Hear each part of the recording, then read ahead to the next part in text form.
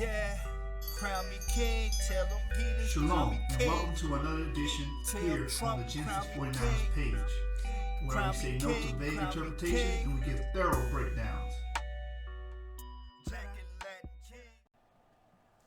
Shalom, back again, but never moving backwards, here to put Israel on the atlas. Y'all know the slogan. We say no to vague interpretations and we give thorough breakdowns. Today we have a special topic because we know we're in the month of November, and this usually is the month of Thanksgiving, where the American culture tells you to celebrate the decimation and destruction of the Native Indians, or what we call Native Indians, who really are the First Nationers. I believe that's a more appropriate term for them because they were the First Nationers. My descendants go back to the Mexican Indians. We were the first ones to have in Mexico. The North American Indians, quote unquote, because that word Indians goes back to the word Indios, which means servant, and we know that they were the people who discovered the land. We discovered this land. This is our land. So instead of celebrating that madness, we're here to educate our North American Indian brothers. I know that name is really derogatory, so I'm only using it for educational purposes.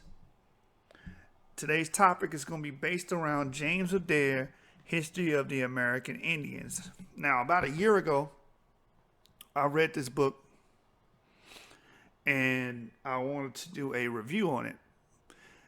So I got rid of my old channel, started Genesis 49ers. I was like, okay, I'm still going to do the review. Then I thought about it. Why not do a highlight, basically like a highlight reel of this book, and give you the best of the book? And a lot of my slides will be focused on the most comparative, the comparative studies that he put in his book to show the similar attributes of the Native Indians to the Hebraic customs. So that's what we're doing today. We're going to show you these different pages that come directly out of his book to show you that these Native Indians had Hebraic customs. Now, before we even get into the video, I don't want all the people that's Afrocentric to jump on my channel saying, oh, these people are not Israelites. But if I did the same thing for the West African tribes, you would be on the bandwagon and you'd be on the comment talking about shalom, brother, good teaching. This, oh, all praises, you're in the spirit. I don't want that. You have to be unbiased. If I show you customs for the West African tribes, for the Fulani, for the Igbo, the Yoruba, etc., if I show you customs for them and show you that they're Hebraic, why can't you have the same respect for these Native Indians? So let's get right into it. First slide, we want to deal with Credence because we want to show you the credentials of James Adair. He is an authority of this Native Indian history because what? He lived amongst these people and traded amongst these different tribes for some time. It says in the South Carolina Gazette of September 7, 1769, which I believe was 6 years before the book was actually published in England, it was said, an account of the origin of the primitive inhabitants and a history of those numerous warlike Indians situated to the westward of Charlestown are subjects hereto, unattempted by any pen. Such an attempt has been made by Mr. James Adair, a gentleman who has been conversant among the Cherokees, Chickasaws, Choctaws, etc. for 30-odd years past. And the history of American Indians, of course, we're going to be in this book the whole presentation. Page 19 in the introduction part of the book, in the preface part. So we can see that he has the credentials. We can give him the credence because he lived amongst these people and observed their way of life. And observed other traders that have been amongst the Indians for some time and taken upon their accounts of what they witnessed, firsthand witness of these Native Indians and their customs and their traits and their rights. Yom Kippur, okay, the day of fasting, right, the day of atonement. It says they forgive all the crimes at the annual atonement of sins except murder, which is always punished with death. And this is History of American Indians, of course, page 157, Leviticus 23, verse 28. And ye shall do no work in the same day, for it is the day of atonement to make an atonement for you before the Lord your God. refuge. According to the same particular divine law of mercy, each of these Indian nations have either a house or town of refuge, which is a sure asylum to protect a manslayer or the unfortunate captive if they can once enter into it. History of the American Indians, page 165. So they had places of refuge. Now, that's completely Hebraic, because you go to Numbers 35, verse 6, and it says, and among the cities which ye shall give unto the Levites, there shall be 6 cities for refuge, which ye shall appoint for the manslayer, that he may flee thither. And to them ye shall add 42 cities. So there was 42 cities made for the manslayer, or a city of refuge. So if you accidentally killed someone, manslaughter, right? You accidentally killed someone, you could flee to these cities so the family of the victim would not come after you and put you to death. That's in the scriptures. The native Indians kept that custom. And how do we know? Because James Adair lived amongst them 30 odd years, around 40 years, observing these things. Next slide. Seed. It says that the surviving brother by the Mosaic Law was to raise seed to a deceased brother who left a widow childless, to perpetuate his name and family, and inherit his goods and estate, or be degraded. And if the issue he begat was a male child, it assumed the name of the deceased. The Indian customs looks the very same way, yet it is in this as in their law of blood, the eldest brother can redeem. History of American Indians, page 198. Now, that's the native Indian custom. They kept it. Deuteronomy 25, verses 5 through 6. It says, if brethren dwell together and one of them die and have no child, the wife of the dead shall not marry without unto a stranger. Her husband's brother shall go in unto her and take her to him to wife, and perform the duty of an husband's brother unto her. And it shall be that the firstborn which she beareth shall succeed in the name of his brother which is dead, that his name be not put out of Israel. The native Indians kept this custom as well. So you can see that these Indians or First Nationers have these customs and these rites and these rituals that are clearly Hebraic. We can clearly draw these parallels. Sinews, and this is one of the most isolated ones, because where else could they have gotten this law about the sinews? We're going to read it. It says that they also cut a piece out of the thigh of every deer they kill and throw it away, and reckon it as such a dangerous pollution to eat it. History of the American Indians, page 145. Genesis 32 and 32. This is a very particular law. How did these Indians, which a lot of Edomites were called savages, how did they come across this law? How did they learn this law? They had to be the people of the book. They have to be of the tribes, as we subscribe to them being of the tribe of Gad, some being of the tribe of Reuben. Genesis 32, verse 32. Therefore the children of Israel eat not of the sinew which shrank, which is upon the hollow of the thigh unto this day, because he touched the hollow of Jacob's thigh and the sinew that shrank. So that was a custom of our people, not to eat the hollow of the thigh. The native Indians were keeping that custom, observed by James Adair. They kept it. That's very particular. You can't say they got that from anyone else but the nation of Israel, because they are the Israelites. Point blank. Again, for the brothers that push Lashon Kodash, I just want to make a disclaimer. I do not support Lashon Kodash. I think it's a very poorly constructed language. But I just put this in here for the brothers that do advocate for that. It's Yahweh Shai. I'm going to show you that language or that wording, it's not too far off, right? It says that when the Indians meet at night to gladden and unite their hearts before Yehovah, they sing Yehovah Shu, Yehovah Shu. Yehovah Shi, Yehovah Shi, and Yehovah Shah, Yehovah Shah. So they do put the I at the end of the word. It says Yehovah Shah with much energy. The first word is nearly in Hebrew characters the name Joshua or Savior. Numbers 8 and 8. The history of the Indians, American Indians, page 120. You can see the Strong's concordance to the right. It says Yehoshua or Yahweh Shai or Yehovah Shai however you pronounce it. The Lord is salvation. Moses' successor, also the name of a number of Israelites. So you can see Strong's H30 and 91. So that is a way to spell it with the I on the end of it. Yohewashai. Yohewashai. That's how the Native Indians would express that word.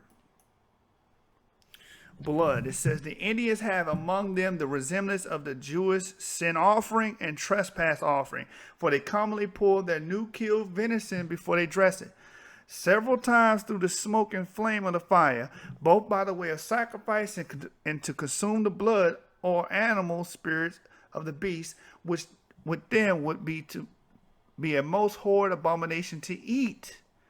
The History of American Indians, page 123, Leviticus 7, verse 26. Moreover, you shall eat no manner of blood, whether it be of fowl or of any beast in any of your dwellings. So they were keeping the custom of making sure they would not eat the blood of their kill or the animal, right? That is a custom of the Hebrews. So we're just going down the line here. That's why I love this book. It has a lot of the customs observed and recorded by James Adair, and you can see the similarities between the Hebraic customs and the Native Indian customs. The next one is the Sabbath. It says the number and regular periods of the Indian public religious feasts, of which presently is a good historical proof that they counted time by and observed a weekly Sabbath long after their arrival on the American continent. The History of the American Indian, page 79. Exodus 20 and 8, I believe all of my viewers should know this. Remember the Sabbath day to keep it holy. So there's evidence amongst them. And even today, the Cherokees expounded on the fact that they always kept the 7-day Sabbath. Canaan. There was about 30 years ago a remnant of a nation or subdivided tribe of Indians called Canaan, which resembles the Hebrew proper name Canaan or Chanuna. The History of American Indians, page 67. Strong's Concordance, Canaan to be humble, right? And Canaan is also the Aramaic form of Canaan. The land of Canaan is what you'll reference that land as in the Aramaic tongue. Strong's H3665. Fire. It says the dreadful day would soon come in which Loak Ishtohulu would send Puchik Kera Ishtu, the great blazing star, Yakin Ekalena Lokchachi, to burn up half the earth with fire, and Farimi Ayubi from the north to the south, Hasi Oiba Pera toward the setting of the sun. And that's the History of the American Indians, page 94. And we have to the right a scripture that correlates with that, Isaiah 24, verses 5 through 6, which states, the earth also is defiled under the inhabitants thereof, because they have transgressed the laws, changed the ordinance, and broken the everlasting covenant. Therefore have they cursed about the earth, and they that dwell therein are desolate. Therefore the inhabitants of the earth are burned, and few men left. So you can clearly see that the Native Indians taught that this earth will be burned with fire, that as a final judgment of the Most High. The same thing we find in the scriptures under Isaiah. China. Let's deal with this real quick, because a lot of people have been forced down their throats as a child here in America to learn that, oh, the Native Indians are Chinese. The Native Indians come through the Bering Strait from the land bridge that connects to Alaska, which supports that mongoloid thesis. First of all, mongoloid, that's made up jargon by Blumenbach. Just like African is Negro and Negro is African. That's all made up jargon by Blumenbach. So first of all, we got to discard that. But how they mongoloids, if they didn't even come from that continent? Majority of the oral traditions by the Native Indian and written traditions state that they came on ships from the east. It says nothing about them walking on a land bridge or an ice bridge connecting Alaska and Russia. Some have supposed the Americans to be descended from the Chinese, but neither their religion, laws, customs agree in the least with those of the Chinese, which sufficiently proves they are not of that line. The History of the American Indians, page 13.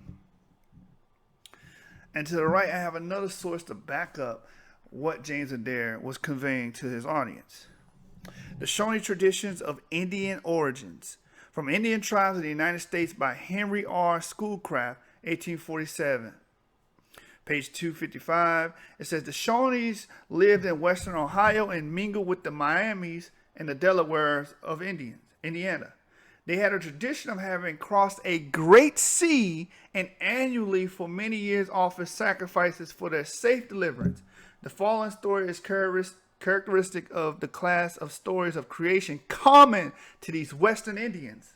So they always say they came across the sea. They didn't cross no land bridge. They didn't cross a land bridge. They came here on ships. That kills the Bering Strait theory and that kills that mongoloid thesis. Readings in Indiana History by Indiana State Teachers, page 30 is where that source can be found. Again, that kills two theories with one stone. Swift. The men are expert in the use of firearms and in shooting the bow and throwing the feathered dart and tomahawk into the flying enemy. They resemble the lynx with their sharp penetrating black eyes and are exceedingly swift of foot, especially in a long chase. They will stretch away through the rough woods by the bare track for 200 or 300 miles in pursuit of a flying enemy, with the continued speed and eagerness of a stanch pack of bloodhounds till they shed blood. The History of American Indians, page 6. Now let's go to 1 Chronicles 12 and 8 about the tribe of Gad. It says, and of the Gadites, there separated themselves unto David into the whole to the wilderness men of might, men of war fit for the battle that could handle the shield and buckler, whose faces were like the faces of lions. Remember, James Adair said they resembled a lynx. A lynx is a feline animal, just like a lion is. And were swift as the roes upon the mountains. What did James Adair purport? He says they are exceedingly swift of foot, especially in a long chase. So these Indians were known to be super fast, okay? Incredibly fast. And that's the same attribute that's given in the Book of Chronicles regarding the Gadites. They were swift as roes upon the mountains. Showing you there's credence to our claims.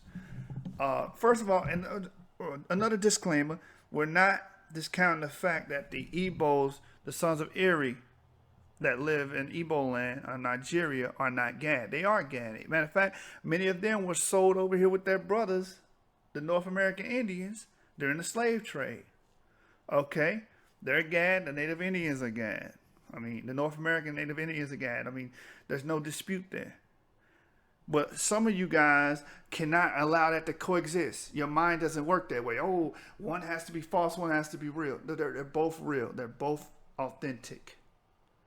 Here at Genesis 49ers, we advocate for the Indians as much as we advocate for the West Africans.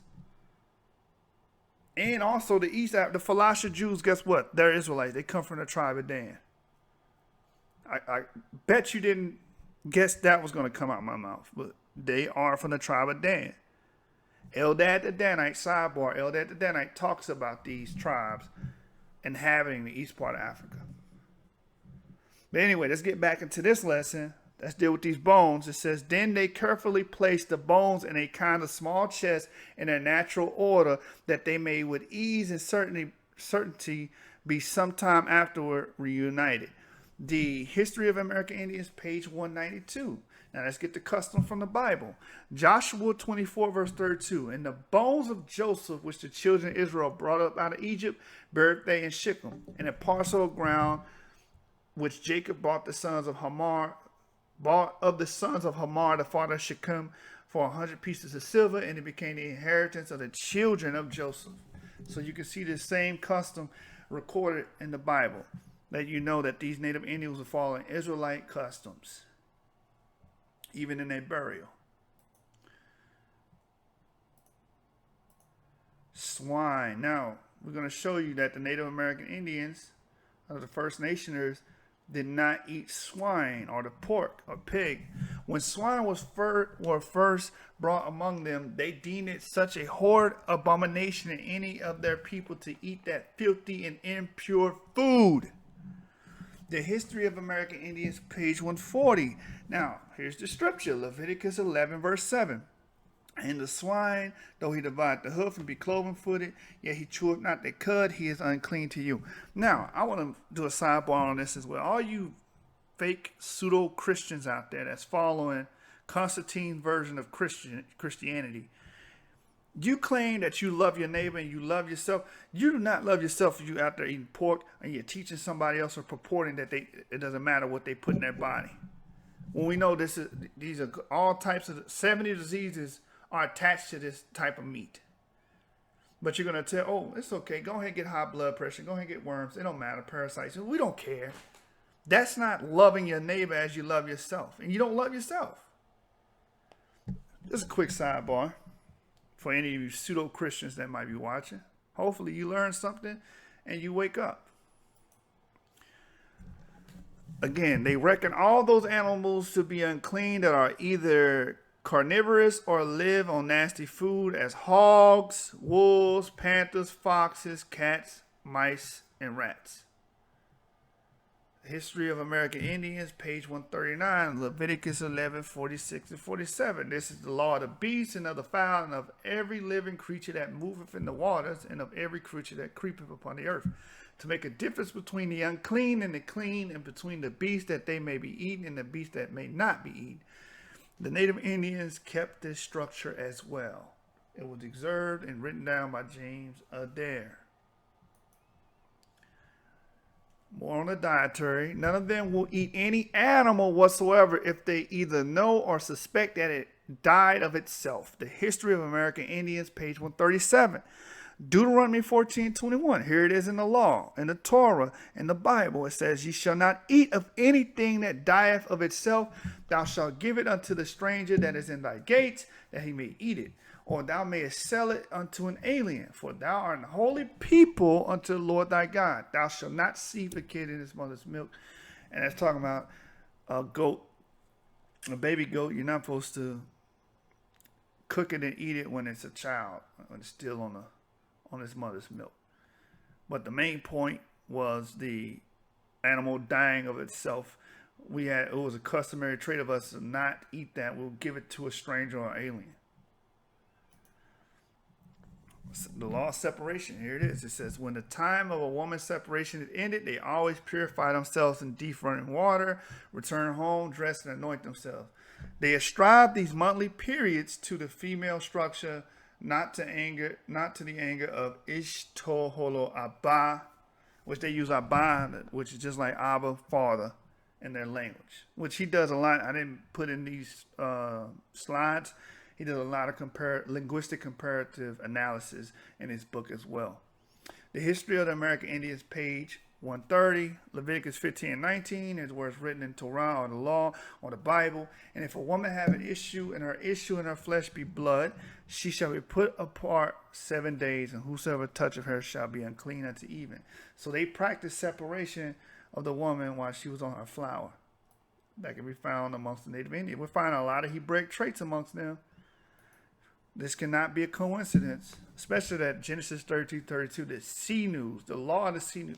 They take the hollow of the thigh and they throw it away. They don't eat it. Why? That's a custom that was passed down from Israel, from Jacob, our father. Here's the crescent moon, which is the new moon, the first slither. It says they begin a year at the first appearance of the first new moon of the vernal equinox. Meaning spring, the green-eared moon is the most beloved or sacred. The History of American Indians, page 80. That's a Hebraic custom as well. We know the month of Abib starts the year for our Israelite ancestors, for us. Exodus 12 and 2. This month shall be unto the beginning of months. It shall be the first month of the year to you. And what month did they leave Egypt? Was in the month of Abib, in springtime. That's the first month. Not January. Springtime. That's the first month. The first fruits. It is fresh in the memory of the old traders that formerly none of these numerous nations of Indians would eat or even handle any part of the harvest till some of it had been offered up at a yearly festival by the Archimagus. The History of the American Indians, page 107. And we're going to get the scripture to back that up and what they're doing, showing the analysis that they're comparative and that they're similar. Proverbs 3 and 9. Honor the Lord with thy substance and with the first fruits of all thine increase. So they practice the first fruits. Esau, here we go. Now, a lot of y'all watching, watch my video breakdown of Esau, what you say, oh, Esau is the Arab. The reason behind Esau being an Arab, this is a sidebar, this is not even on topic, is that, his land is in Saudi Arabia. No, it's not. It's right below Israel. And those Edomites that were in that land were moved out of that land by Simeon.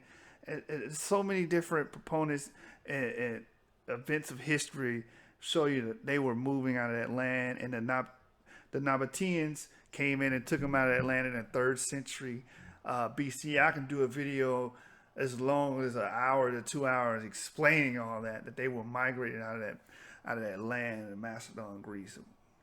You name it. Edomites going to Italy. I've done videos on that. But anyway, it's a very interesting view the Native Indians had for these pale skinned, what you would call the white man, quote unquote.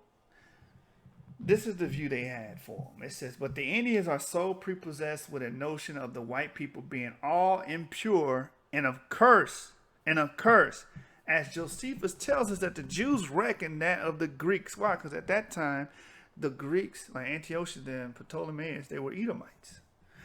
And the History of the American Indians, page 115, where you can find this.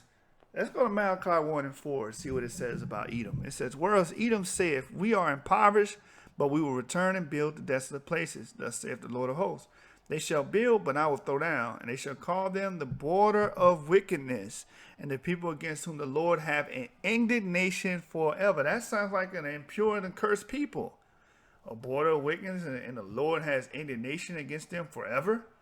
Then that's how the Native Indians felt the attitude towards the quote-unquote white settlers was.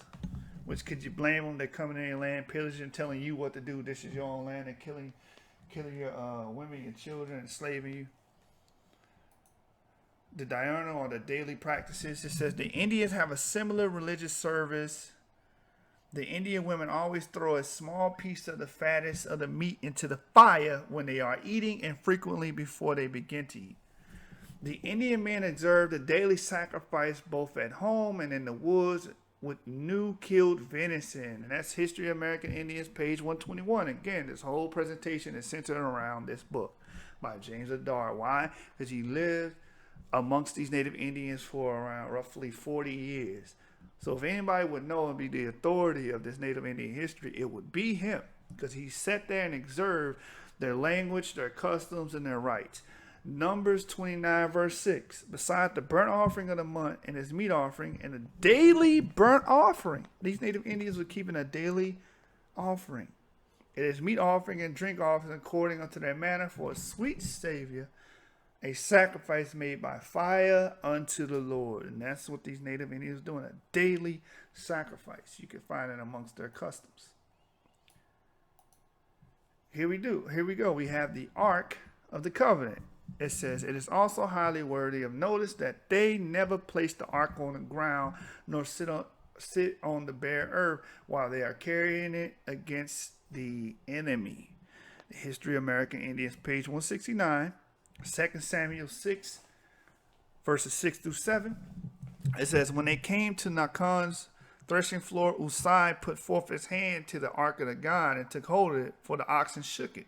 Why did Usai do that? Because it was a customary trait that will not allow the ark to touch the ground. So he saw the oxen shake it a little bit. He was like, oh, snap, it's about to fall. He tried to grab it and secure it. But we know that was his detriment. Because next verse says, and the anger of the Lord was kindled against Usai, and God smote him there for his error. There he died by the ark of God, which just scared the hell out of David, if you're familiar with the story. Read 2 Samuel 6 in totality, you're going to see it scared David. David was very scared of the Most High. after that because he seen he was serious and he meant what he said. We got to get back to that. We got to see that the grave attitude of our Father in heaven is real, right? And we got to start respecting what's written in the Bible and start keeping our customs as Israelites. You blacks, Hispanics, and Native Americans, you are truly the Israelites that the Bible speaks of. These laws, statutes, and commandments are made for you. And guess what? And the whole world is going to have to bow down to these laws. Okay, this is going to govern the whole world when Christ returns. But again, you can see the customary trait amongst the Native Indians. They would not allow the ark to touch the ground. And they had an ark too that was basically a replica of this ark. And they kept, it was customary for them not to let it touch the ground. Final slide. The Natik or Anitik Yah-ah signifies a fast day because they were then humbly to say ah and afflict their souls before Yah. The history of American Indians, page 62. Leviticus 23, 27, 28. Also on the 10th day of the 7th month, there shall be a day of atonement. It shall be an holy convocation unto you, meaning a gathering. And you shall afflict your souls and offer an offering made by fire unto the Lord. And you shall do no work in the same day, for it is a day of atonement to make an atonement for you before the Lord your God. So they were afflicting their souls. How? By not eating any food or water or drinking any water for a 24-hour period of time, sunset to sunset. That's what these Native Indians were doing. They called it Nitek Ya'ah, which was a fast day for them that they did annually. It's recorded in James Adair's book, The History of American Indians. If you haven't purchased this book, I highly recommend you get this book. It's very informative. Sit down and read and digest the information on the traits. Basically, just gave you a taste of what's in the book. I was given the most adequate information out of here that I could show and prove that these Native Indians are, in fact, Israelites, because there's no other way they could have all of these customs and not be. Come on, again, Genesis 32 and 32, something that particular. Come on, they have to be Israelites. They are the Israelites. That's why I enjoy this book thoroughly. We brought up Genesis 32 and 32, their fast rites, the cities of refuge, the law of raising seed, the Yohewa Shah, the not eating blood, the keeping of the Sabbath, the naming of Kanai, and many, many more that they're showing that they're not Chinese, how they match the description that's found in 1 Chronicles 12 and 8 of them being swift and having a face of a lion, not eating swine, dietary laws, how they bury their bones, how they take care of that, fast days. We showed you all that. And yet, you're still going to get people in the comments basically badmouthing the video, even though they probably didn't even watch the first 2 minutes. Probably watch the first 2 minutes, get mad, go in the comments, and then, you try to rip this video apart, but you didn't even critique it perfectly or righteously. Because the scripture says, how you gonna judge something without hearing it first? Understand first, then judge. Look at the information. Look at the evidence. It's overwhelming. You can clearly see the parallels between the Hebraic traditions that we find in Torah, the Bible, etc., and the Native Indian traditions.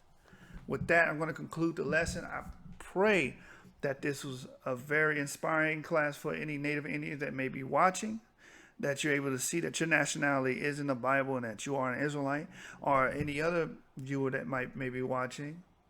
Shout out to the subscribers. We're at 994 subscribers, and I'm reaching the goal that I wanted. So all praises to the Most High. I said 1,000 by the end of the year. When I said the end of the year, I meant December, because we know our year doesn't end or begin until March, April, around there in spring. So I'm very happy to see the results coming in, and that brothers and sisters are enjoying the information on the channel. Many, many more videos will come out, more informative videos. So if you love the information, you love the presentations that I present to you guys on the Israelites and on the historical accounts, keep subscribing, keep liking the videos, comment down below if you agree or disagree. If you disagree, do it respectfully. and there will be no problems. Just do it respectfully. A lot of people, they don't know how to do that. You have to cuss. You have to call me the N-word. You have to do all that. If you have to do that, then you don't have a point.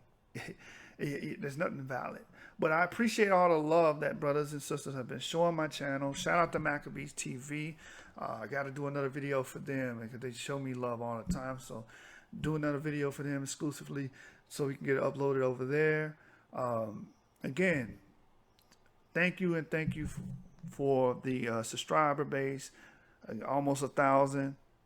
I appreciate it. I'm going to put in work into this channel. You're going to see more videos like this. If you have any suggestions, just drop them below on the comments. Share this video. Share these videos on the social media platforms such as Facebook, Twitter, Instagram, etc.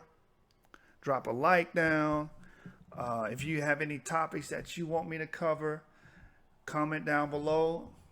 If it's a good fit for the channel, I will cover it. I will look into it. My next video, I'm planning on doing when Scotland was Jewish, or I'm going to give you the history of Thanksgiving and how that became customary amongst the early Americans, how they would celebrate the defeat and massacre of many Native Indians. They would have feasts every time they did it. So be on the lookout for that. More videos coming soon. Genesis 49ers. Y'all know the slogan. We say no to vague interpretations and we give thorough breakdowns. That's what this channel is for. So if you're not like, if you don't like that, you don't like thorough breakdowns, you want vague stuff, then this channel's not going to be for you. But we're here to thoroughly break down these topics so you can get the meat.